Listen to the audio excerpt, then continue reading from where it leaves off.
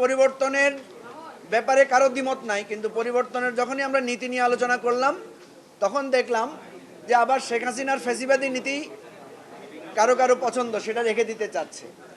সুতরাং আমরা দেখলাম যে বিএনপি আজকে একটা প্যাকেজ প্রস্তাব করেছিল প্রথমে, যে প্রধানমন্ত্রীর 10 বছর ওনারা মানবেন যদি আমরা এই যে কমিটির বিষয়টাতে আমরা না থাকি।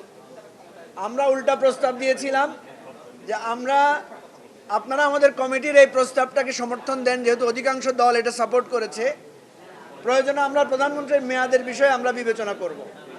কিন্তু দেখা গেল সেটাতে ওনারা আসেন নাই। যে কোনো আলোচনা আমরা মনে করি যে একটা সমঝোতামূলক আলোচনা ছাড়া ঐক্যমতে পৌঁছানো যাবে না।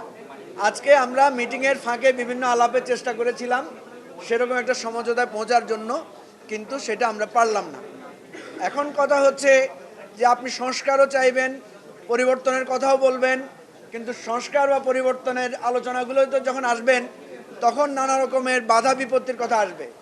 যেমন একটা কথা বারবার আসছে যে নির্বাহী ক্ষমতা প্রধানমন্ত্রীর হ্রাস হচ্ছে কিনা।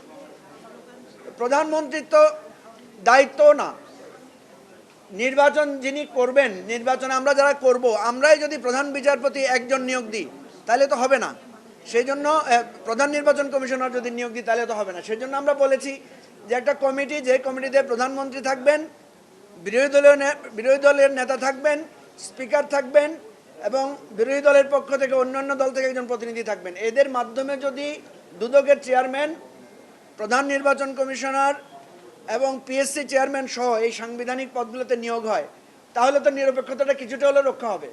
সবচেয়ে বড় কথা হচ্ছে, দেখেন আমাদের দেশের মানুষ বহুদিন দেখে না যে প্রধানমন্ত্রী, বিরোধী দলীয় নেতা, অন্যান্যরা এইভাবে বসে রাষ্ট্রের একটা গুরুত্বপূর্ণ পদায়ন নিয়ে আলোচনা করছেন। এই দৃশ্যটা দেখলেও তো আমরা একটা নতুন টেস্ট পাবো যে আমাদের দেশে গণতন্ত্রের একটা নতুন ধারা চালু হয়েছে।